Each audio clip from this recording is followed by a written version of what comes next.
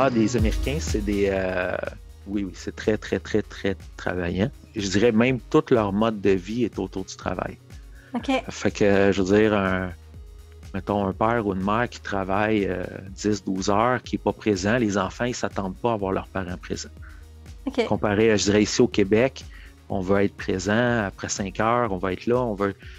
les Américains, quand ils partent en vacances, c'est 1 semaine maximum. Puis ils vont travailler, là, ils amènent leur ordi. Là. Moi, j'ai déjà un employé, je l'ai appelé. Je ne savais pas qu'il était en vacances, mais il est en République dominicaine sur le bord de la plage. Là. Bonjour et bienvenue au balado Les Exportants, une initiative de Carrefour Québec International. Aujourd'hui, je rencontre Dominique Blanchette de l'entreprise Venmar. Dominique est VP, directeur général de la division échangeur d'air de l'entreprise, qui est aussi très présente aux États-Unis. Donc, avec Dominique, on va parler des différences culturelles avec les Américains, un peu de la stratégie d'approche pour vendre les produits. Vous allez voir, c'est fort intéressant. Dominique a une grande expérience aussi en gestion de personnel de gens un peu partout dans le monde. Mais avant tout, j'aimerais remercier la participation de Desjardins à nos balados, sans quoi nous ne pourrions vous offrir ces belles entrevues. Donc, je vous souhaite une bonne écoute.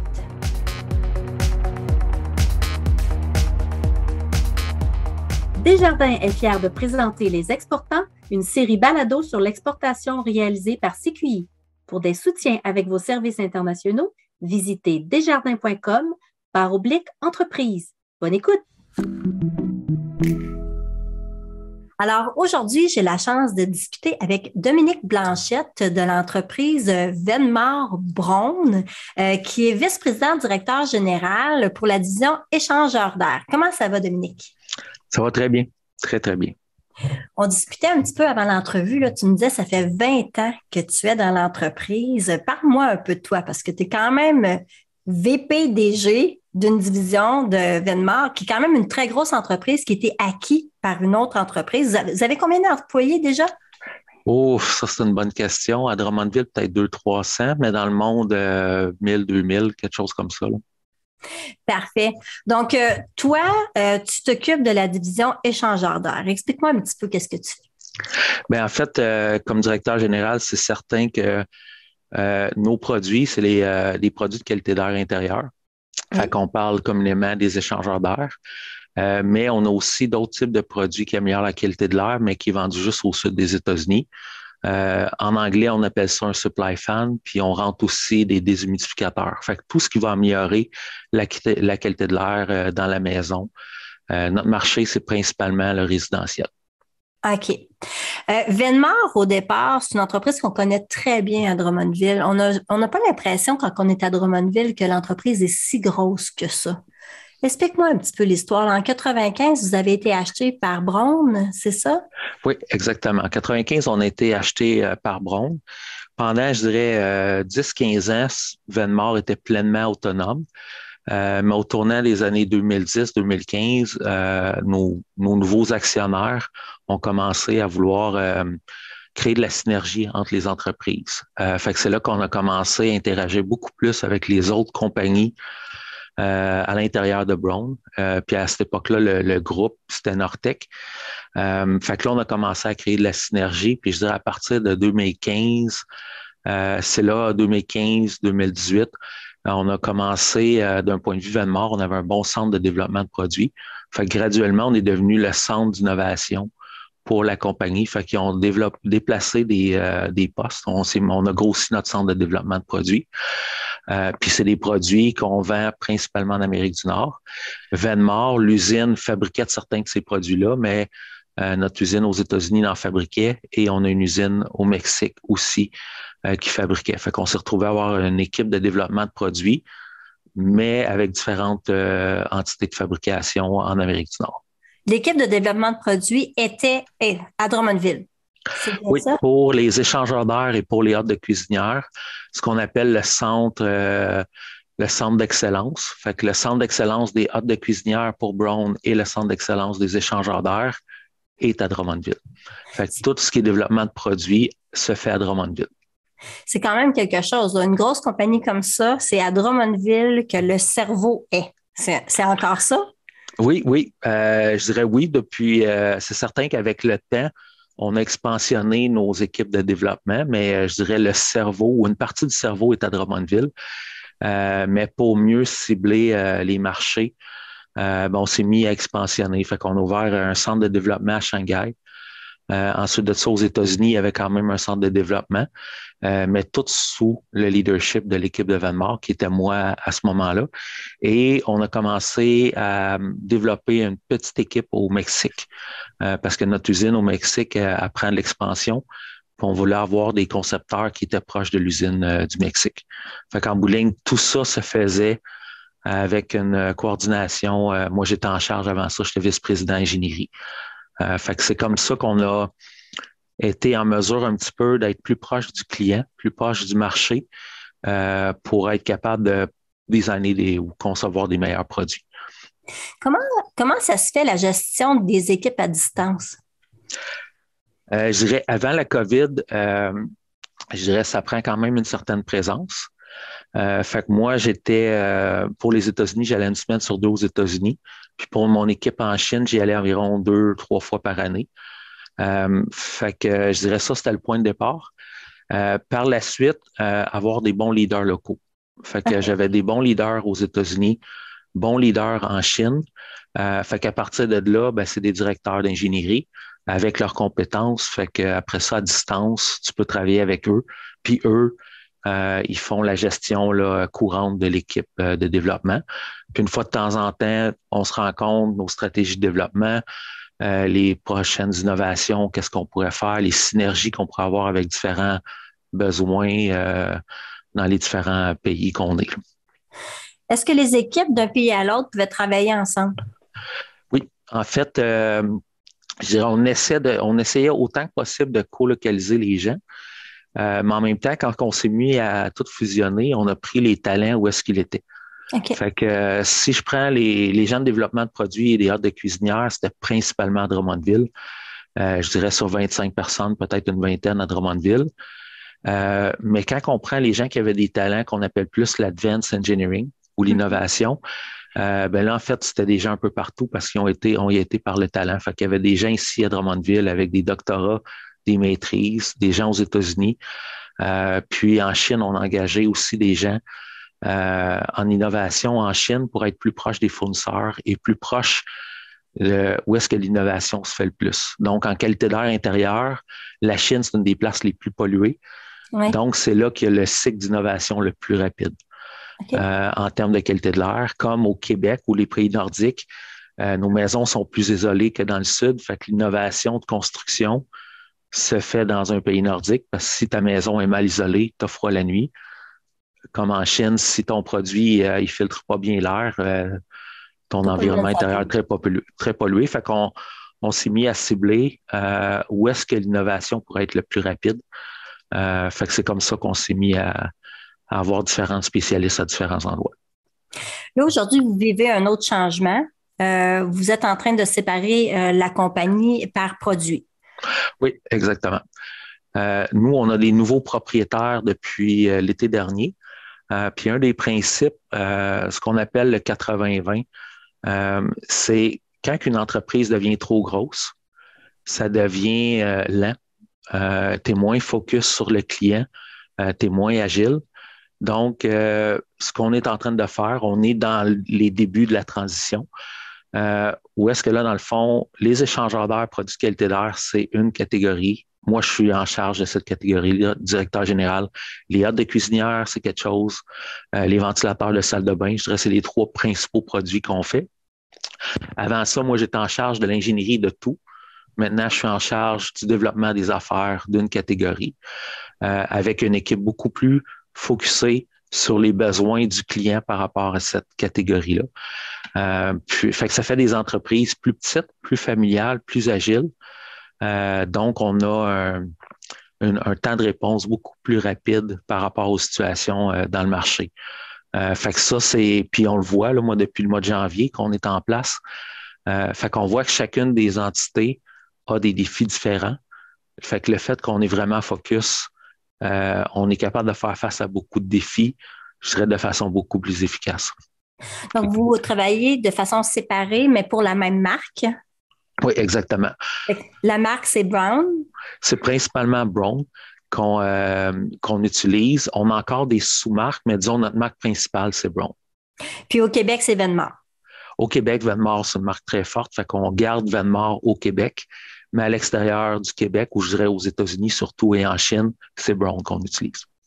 Comment ça fonctionne pour le développement des affaires, le développement de marché en ce moment là, pour la division pour laquelle tu t'occupes? Ben, je dirais, rendu là, moi, le territoire que j'ai, c'est le Canada, les États-Unis. Okay. Fait que parce que c'est sensiblement la place qu'il faut aller. Puis on a décidé de laisser la Chine pleinement autonome. La Chine pour la Chine, on disait China for China, parce que c'est une culture différente, une réponse différente. Fait que si on regarde pour le développement des affaires, nous, on a commencé à Drummondville, on est très fort au Québec, on a développé le Canada avec les années. Ça faisait quand même longtemps qu'on essayait de rentrer puis d'avoir un bon succès commercial aux États-Unis. Fait on a eu plusieurs essais, mais depuis 3-4 ans, là, on voit que ça se met en place. Je dirais, ce qui est important, c'est d'avoir des gens sur le terrain. Okay. Puis il faut trouver son filon. Puis nous, le filon qu'on a trouvé, c'est principalement au sud des États-Unis et en Californie. Comment vous avez trouvé ce filon-là? On a quand même une veille sur tout ce qui est les codes de construction, codes du bâtiment. Chaque État ou chaque province, chaque pays ont des choses. Fait que nous, on a une équipe qui est sur tous les comités des nouveaux codes de bâtiment. Fait qu'avec ça, on est capable de voir venir c'est quoi que les codes du bâtiment vont arriver. Puis nous, la qualité de l'air intérieur est très reliée avec l'efficacité énergétique des maisons. Parce que plus qu'une maison est efficace, moins qu'elle respire naturellement. Donc, il faut faire respirer la maison. Fait que nous, c'était ça notre créneau. Puis la Californie, c'est un État quand même qui est assez progressif, en fond, qui est en avant, puis qui sont pour l'efficacité énergétique, réduire la consommation énergétique et ainsi de suite. Fait que quand on a compris un petit peu cette dynamique-là, on a mis un vendeur dans ce qu'on appelle la côte ouest, mais principalement les États-Unis, avec beaucoup de voyages là-bas. Des ingénieurs concepteurs avec nos vendeurs, avec des clients potentiels, des contracteurs. Fait qu'on a travaillé beaucoup focusé là-bas. Puis depuis 2-3 ans, là, je veux dire, c'est la folie. Autant l'efficacité énergétique que la COVID, parce que la ventilation, c'est une très bonne façon par rapport à la COVID, mais en même temps, l'efficacité énergétique ou je dirais le global warming, là, dans le fond, ce qu'on veut, c'est de contrôler les gaz à effet de serre et tout. Fait que on a comme 2 bons filons. Fait que nous, on a un produit très, très efficace en termes de récupération d'énergie et très efficace en termes de qualité d'air intérieur pour essayer de réduire les risques, là, tout ce qui est relié à la COVID, parce qu'on amène toujours un apport d'air frais dans la maison. Fait qu'on a vraiment 2 filons. Puis là, les planètes se sont alignées, parce que ça faisait une dizaine d'années qu'on essayait, on était là-bas. Avec certains partenaires, mais du jour au lendemain, ils commandent 10 fois plus. Puis là, c'est parti. C'est parti comme un fou. À cause du besoin, le COVID vous a aidé à quelque part.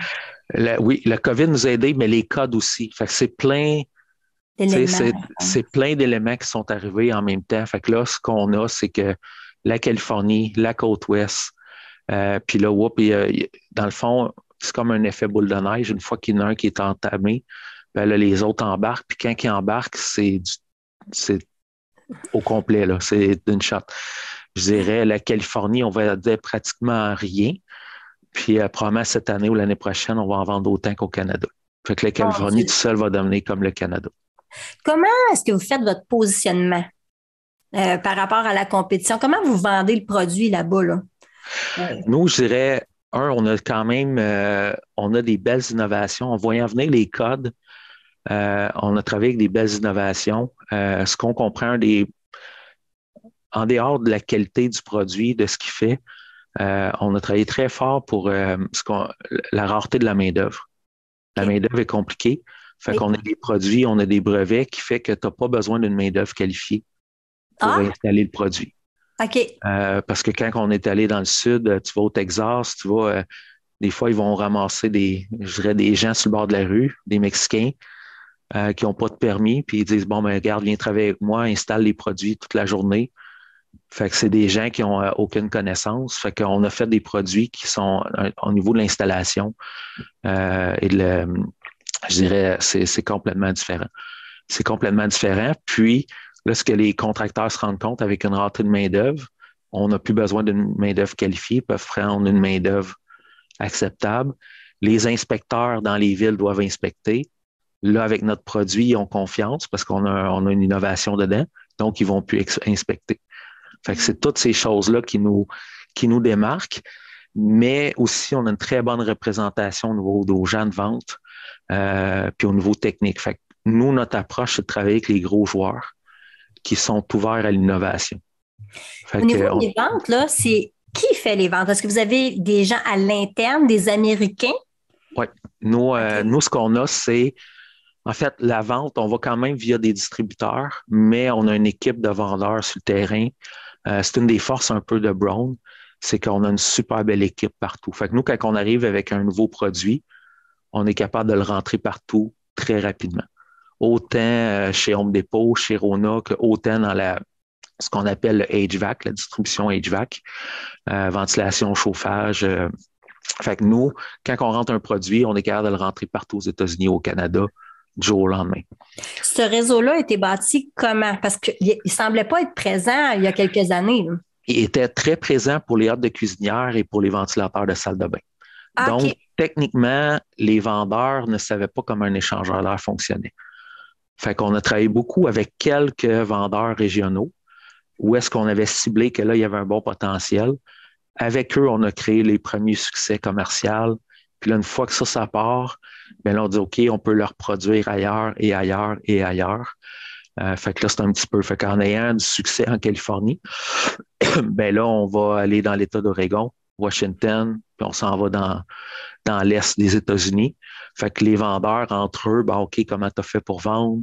Puis là, on développe les outils adaptés au marché. Parce qu'au Canada, c'était pas pareil. Aux États-Unis, c'est quand même un pays, mais il y a différentes façons de faire. Il y a différents types de construction. Tu vas en Géorgie ou à Atlanta, ils bâtissent pas les maisons de la même façon qu'à Sacramento ou Los Angeles ou Boston. Fait qu'il y a quand même certaines particularités. Fait que c'est d'ajuster notre message, puis c'est de supporter techniquement nos vendeurs.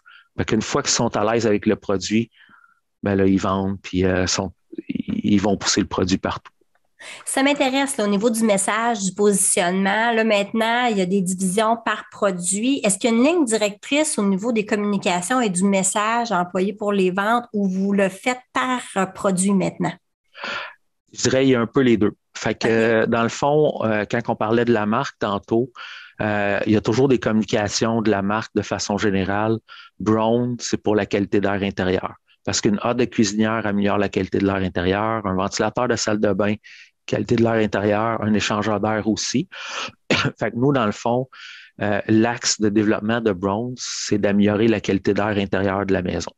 Fait qu'il y a comme toujours un message commun qui est propre à toutes les divisions. Puis là, quand on tombe dans notre division, nous, on vend moins dans les quincailleries, on va vendre plus à des spécialistes, à les contracteurs. Fait que notre message, on l'adapte à un langage de contracteur et non à un langage de consommateur qui va acheter, par exemple, une note de cuisinière, ben, le style, les architectes. Ben, un ordre de cuisinière, tu vas travailler avec les architectes, mais nous, on va travailler avec les firmes de génie conseil qui vont spécifier l'efficacité énergétique, qu'est-ce que tu devrais mettre dans ta maison comme climatisation, comme chauffage, comment isoler ta maison. Plus que tu es isolé, plus qu'il faut que tu aies une certaine ventilation. Fait que nous, on adapte notre message à cette communauté-là. Et les publicités qu'on va faire, on va cibler ces gens-là, puis on va parler des choses qui sont importantes pour eux. Fait que c'est, mettons, j'ai un produit qui est facile à configurer, mais mettons, le camion, quand il arrive sur un site, il y a un produit dans sa boîte de camion, il peut le configurer sur place, versus d'avoir 4 versions de produits. Donc, il faut que tu aies 4 modèles dans ton camion, 4 fois plus d'inventaire. Fait que là, on va parler d'un langage qui est vraiment propre à ces gens-là. Qui dans le fond, qui est leurs besoins. Là. Dans le fond, on essaie de s'adapter à leurs besoins. Entre les différents États, est-ce qu'il y a une façon de parler à faire qui est différente? Euh, je veux dire oui et non. Il reste que nous, on est dans un monde de contracteurs. Fait que le Oui. prix est très important, l'efficacité est très importante. Ça, c'est partout pareil. Sauf que, je dirais, d'un point de vue culturel, la Californie est beaucoup plus ouverte à des produits euh, d'innovation, des produits avec l'efficacité énergétique. Si on va au Texas, c'est beaucoup comment vite ça s'installe, combien d'argent je peux sauver dans la journée. Fait que le langage ou ce qu'on appelle le value proposition est un petit peu différent. Euh, mais c'est pas, je dirais, c'est pas si différent que ça. Ça reste quand même une mentalité américaine en voulant dire c'est va straight to the point. Mm. Ça arrive des fois qu'on arrive, je me rappelle encore aux États-Unis, au Texas, j'expliquais des belles innovations, puis là, il dit, regarde, j'ai 15 minutes pour toi, là. Peux-tu me dire, va straight to the point? Ça, c'est une bonne innovation. Ça, c'est pas bon. Ça, j'adore. Puis c'est lui qui m'a expliqué, moi, j'engage des Mexicains. Fait que la seule façon que je sais si on fait le job, c'est s'il ne revient pas de pièce à la fin de la journée. Fait que ça a été, des fois, comme concepteur, on se dit, hey, on a des belles innovations. Si les gens ne peuvent pas le comprendre sans manuel, ça ne sert à rien. Fait qu'on a vraiment recalibré. Ça a été, encore aujourd'hui, ça a été une belle révélation. Puis à partir du moment où j'ai compris ça ou qu'on a compris ça, là, on a ajusté notre message, on a innové différemment. Puis là, on voit que ça marche. C'est Chuck, je m'en rappelle encore du gars. Mais c'est un des gros à Houston. Puis, tu sais, c'est des gens qui travaillent des heures de fou, ils mangent pas. Fait que, tu sais, Et ils n'ont les pas de temps à perdre. Américains, ils sont réputés pour être vraiment travaillants, hein? Ah, des Américains, c'est oui, oui, c'est très, très, très, très travaillant. Euh, je dirais même tout leur mode de vie est autour du travail. OK. Fait que, je veux dire, mettons, un père ou une mère qui travaille 10-12 heures, qui n'est pas présent, les enfants, ils ne s'attendent pas à voir leurs parents présents. OK. Comparé, je dirais, ici au Québec, on veut être présent après 5 heures, on va être là, les Américains, quand ils partent en vacances, c'est 1 semaine maximum. Puis ils vont travailler, là, ils amènent leur ordi. Là. Moi, j'ai déjà un employé, je l'ai appelé. Je ne savais pas qu'il était en vacances, mais il est en République dominicaine sur le bord de la plage. Là. Avec Fait son que ça. ordinateur ou Oui, non? Oui, ah oui, ses enfants sur ben, téléphone, au moins, ils bon, il répondaient. avait son téléphone, puis là, quand j'ai su ça, ben, c'est sûr que j'ai ma mentalité québécoise. Oh, je suis désolé. Mais non, fait que c'est certain que pour les gens, c'est très, très, aux États-Unis, c'est le travail. On a même eu des idées, on avait des compagnies en Europe, puis quand l'Europe ferme un mois de temps au mois d'août, on a déjà eu un président, il dit, il faudrait qu'il arrête de fermer au mois d'août, là. Fait que ça donne un petit peu une idée de la mentalité, mais ce qui est le fun avec la mentalité américaine, c'est quand même des gens très bons en affaires, très, très persévérants. Tu sais, comme là, avec notre compagnie qu'on est, on a quadruplé, quintuplé en 6 mois par acquisition. Ben, c'est eux qui font ça, mais je veux dire, eux, ils ont dit, OK, on se développe dans tel secteur, ils vont pas à moitié, là. Fait que nous, fait que je dirais, il y a quelque chose d'intéressant avec la mentalité américaine où c'est qu'eux, ils peuvent grossir des compagnies beaucoup plus vite que ce que je peux avoir vu, mettons, au Québec. Mais toi qui es gestionnaire d'équipe, là, comment est-ce que tu fais pour avoir... parce qu'il y a la gestion des ressources humaines là-dedans, il y a des mentalités, c'est vraiment Oui. différent. Comment trouver une façon, comment gérer tout ce monde-là pour que tout le monde reste? Parce qu'avec la rareté de la main-d'œuvre, actuellement, on veut qu'il reste. C'est quoi tes trucs? Ben, je dirais ça, c'est ma théorie personnelle. Mais je pense que les Québécois, c'est une des plus grosses forces qu'on a parce qu'on est conscient qu'il y a des différences culturelles. Ah. Quand tu parles avec un Américain, tu sais, pour eux, pourquoi qu'on fait 17 heures et non 5 heures? C'est quoi ça des Celsius? C'est quoi du métrique? Mais ils ne se rendent pas compte que c'est les seuls au monde à avoir un système comme ça. Fait que pour les Américains, c'est certain que c'est un petit peu le centre. Pourquoi parler 2 langues, 3 langues, les différences culturelles? Fait que nous, selon moi, ça nous donne un avantage parce qu'on connaît la différence culturelle et on va être capable de s'adapter. Comme quand je suis arrivé en Chine, j'ai été suivre un petit crash course sur Internet, la culture chinoise. Fait que, avant même de commencer à gérer des Chinois, j'étais allé voir ça pour comprendre un peu comment ils fonctionnent. En Chine, j'ai plein de collègues qui expliquaient leur histoire, d'où ça vient, comment est-ce que, tu sais, tout le avec Confucius, puis toute la mentalité. Fait que là, tu comprends qu'un Chinois, mettons, dans l'école, un élève, s'il pose une question à un professeur, ça veut dire que le professeur a mal enseigné. Donc, tu ne poses pas de questions. Ben, c'est ça. Fait que quand tu te mets à comprendre ça, puis là, mettons, là, présentement, je travaille plus avec des gens au Mexique. Ben, au Mexique, la hiérarchie, elle est totale. Ouais. Fait que tu peux pas travailler avec un employé. Il faut que tu parles avec le patron en premier. Le patron va parler à l'autre, puis mais ici au Québec ou dans notre culture Venmore, je veux dire, on parle aux employés de production, puis c'est correct. Fait que je pense qu'on a un peu cet élément-là, mais il y a quand même des surprises. Comme moi, comme vice-président, quand j'allais aux États-Unis, il y a des employés que si je leur parlais, là, ils figeaient. Là. Ouais, un vice-président, ça peut pas me parler. Là. OK. Fait qu'il y a quand même des choses comme ça. Sauf que je dirais Brown, ça fait longtemps qu'on travaille ensemble. Fait que ça comme graduellement, ils savent qu'il y a des gens qui parlent français au Canada.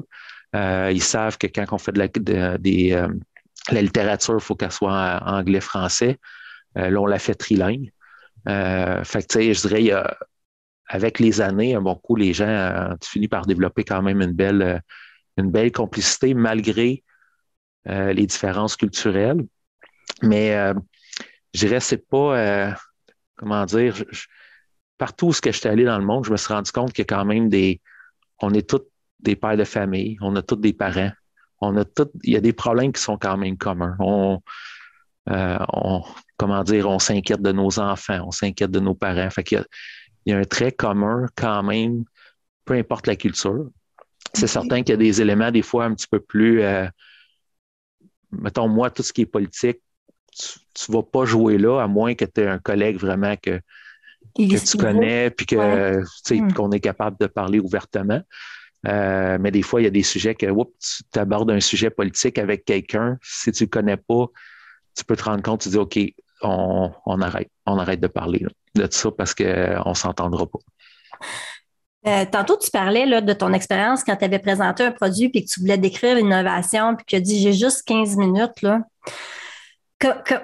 J'imagine que même dans le travail, ça doit être assez pas raide, mais est-ce qu'il faut aussi aller directement au point avec les Américains? En fait, je ne sais pas si les Américains ou si c'est les patrons, parce que je suis rendu comme ça. OK. Fait que donne-moi la conclusion en premier. Et si je ne suis pas d'accord, on verra la suite. Fait que je ne sais pas si c'est quand tu tombes plus haut dans une hiérarchie, on n'a pas beaucoup de temps. Notre temps pour focusser, il est pas, c'est 5 minutes, c'est 10 minutes.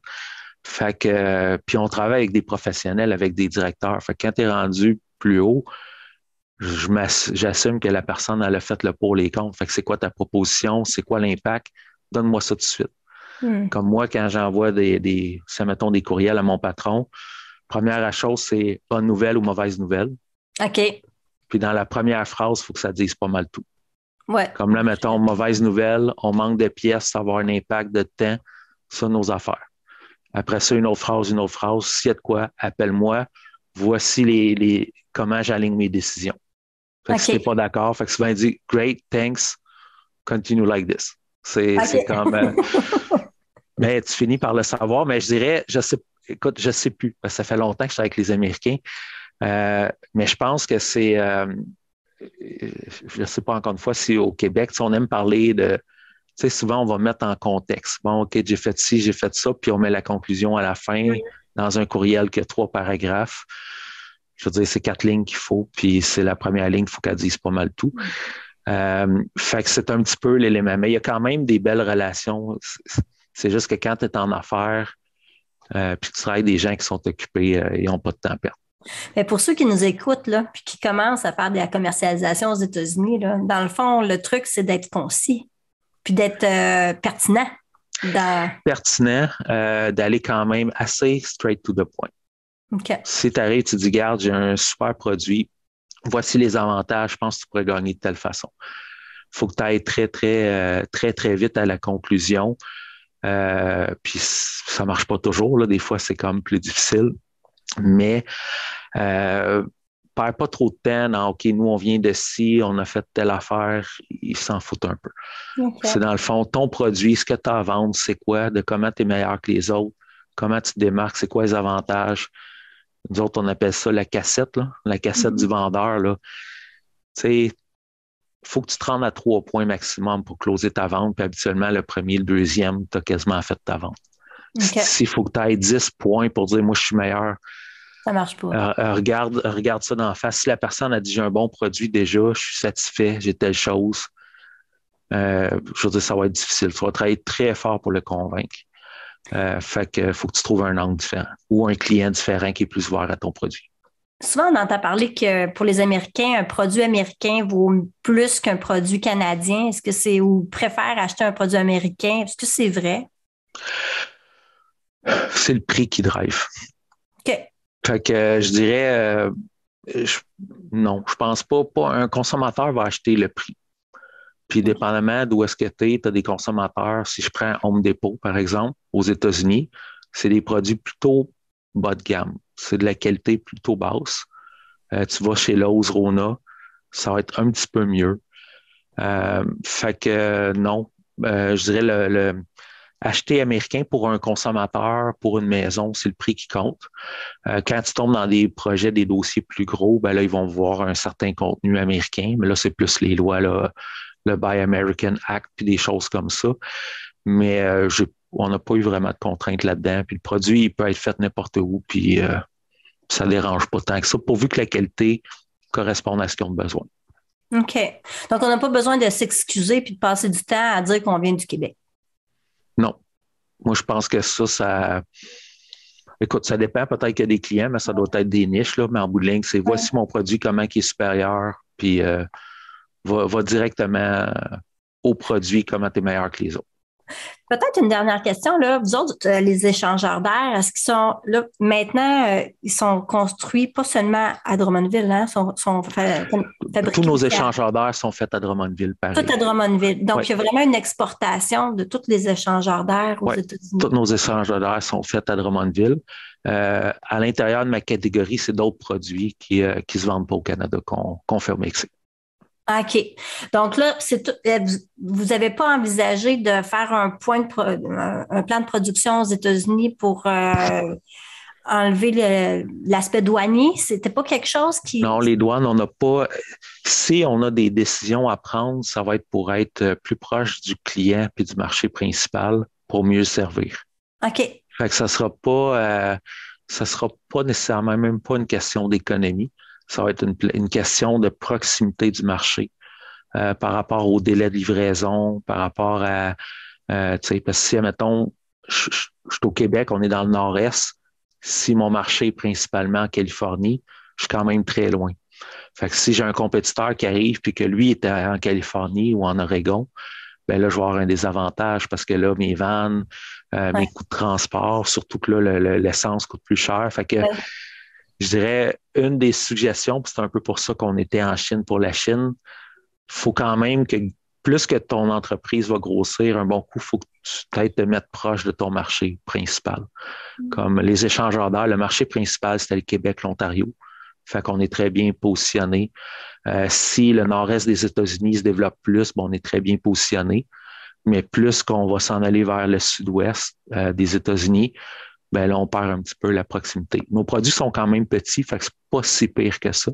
Mais on a déjà eu des produits très gros, fait que tu peux pas livrer. À mon coup, il faut que tu ailles quelques usines un petit peu. Puis je prenais l'exemple de Soprema, c'est très lourd.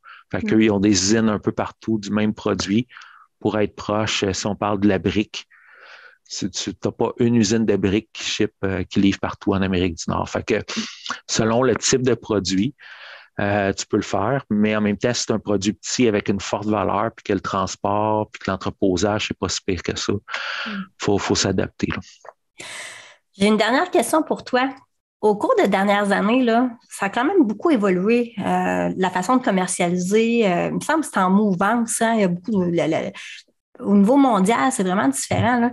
Là, avec la pandémie, la guerre en Ukraine, comment vois-tu l'avenir, toi? Écoute, elle est très bonne la question parce que j'ai l'impression que tout va de plus en plus vite. Oui. On développait un produit, c'était bon pendant 10-15 ans. Là, après 3 ans, il faut penser à une autre gamme de produits.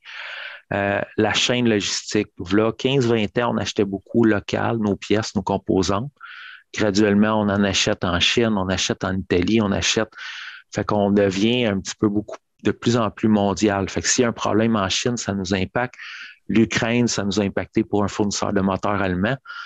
On a eu le Texas l'année passée, il y a 2 ans, que le plastique, ils ont eu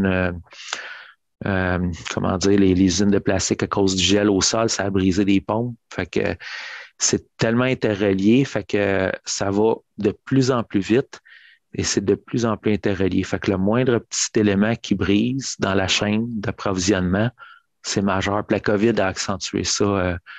La pénurie, on parle de la pénurie des chauffeurs. Fait que là, faut être très agile, puis d'où un peu la segmentation qu'on a fait, c'est que là, on est capable de répondre beaucoup plus agilement à des changements spécifiques à notre catégorie.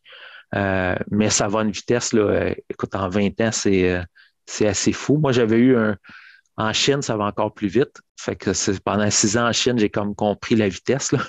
La vitesse d'innovation. Si tu as un bas produit, tu es tout de suite copié, là. Fait que faut que tu sois constamment, mais là, c'est en train de s'accélérer comme ça un peu partout. Je te remercie. C'est vraiment intéressant. Bon, ben, ça me fait plaisir. Cet épisode a été présenté grâce au soutien de Desjardins. Si vous voulez poursuivre la discussion d'aujourd'hui avec l'équipe de Carrefour Québec International ou en connaître davantage sur l'exportation québécoise ailleurs au Canada et à l'étranger, obtenez plus d'informations sur notre site web cqinternational.org. Nous vous invitons à vous abonner au balado Les Exportants. De plus, une recommandation de notre émission sur Balado Québec, Apple Podcasts, Spotify ou à l'endroit où vous écoutez vos balados aidera d'autres auditeurs comme vous à nous trouver. Merci! Les Exportants est une production de Carrefour Québec International, tout droit réservé. L'émission est réalisée par l'équipe de CQI. Un merci tout spécial aux invités et aux personnes qui ont participé à la création et à la mise en onde de l'épisode d'aujourd'hui. CQI remercie aussi ses partenaires financiers, Développement économique Canada et le gouvernement du Québec. Merci d'avoir écouté Les Exportants. À bientôt!